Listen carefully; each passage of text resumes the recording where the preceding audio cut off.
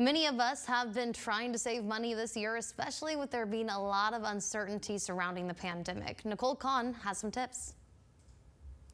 Teaching us some difficult money lessons. No job is safe. Ken Tuman of DepositAccounts.com is seeing people's priorities around finances shift. People are logging in more to their bank accounts. Not only are they checking their balances more, there's a spike in savings.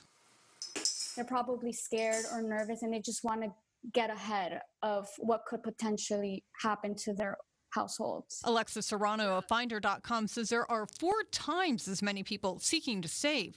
But it's not so simple when there's not much extra money. So start small. Maybe $5 a month or $5 a week. It's still money that you would have been tempted to spend if it were sitting in your checking account. Find those extra dollars by building a budget. There may be expenses that you're not considering that you may be able to cut or just get creative with. The first items to go. Cutting out the non-essentials as much as possible. You might be able to redirect some cash to savings temporarily if you work from home. Because they're not paying for transportation costs, for train, bus, not even for gas.